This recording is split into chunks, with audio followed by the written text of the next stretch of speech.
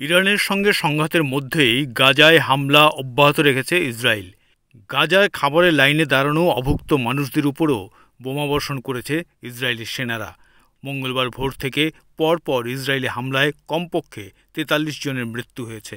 তাদের মধ্যে ত্রাণ নিতে গিয়েই প্রাণ হারিয়েছেন অন্তত ২০ জনেরও বেশি। প্রায় প্রতিদিনই ইসরায়েলি হামলায় অভুক্ত প্যালেস্টাইনিদের মৃত্যুর সংখ্যা বাড়ছে।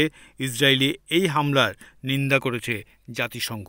গাজায় ত্রাণ বন্টন করছে আমেরিকা এবং ইসরায়েল সমর্থিত গাজা হিউম্যানিটেরিয়ান ফাউন্ডেশন। জাতিসংঘের অভিযোগ, আমেরিকা এবং ইসরায়েল সাহায্যের নামে ত্রাণ বিতরণ কেন্দ্রে মৃত্যুর ফাঁদ পাতছে।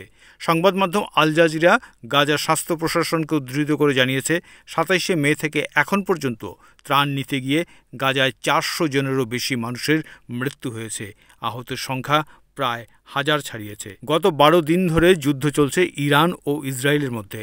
মার্কিন প্রেসিডেন্ট ডোনাল্ড ট্রাম্পের প্রস্তাব মেনে অবশেষে মঙ্গলবার ইরানের ওপর হামলা বন্ধের ঘোষণা করেছে ইসরায়েলের প্রধানমন্ত্রী বেঞ্জামিন নেতানিয়াহুর সরকার। আর তারপরেই ইসরায়েলের দুই বিরোধী দলের সদস্য প্যালেস্টাইনি নাগরিকদের উপর গাজায় ইসরায়েলি হামলার বন্ধের দাবি তুলেছে। মঙ্গলবার ইসরায়েলি পার্লামেন্টের বিরোধী দল ইয়েস আতির দলের প্রধান লাগেদ বলেন, আর কেন, এবার গাজাতেও যুদ্ধ শেষ হোক, যুদ্ধবন্দীদের ফিরিয়ে ইসরায়েলের পুনর্গঠনে মন দেওয়া হোক।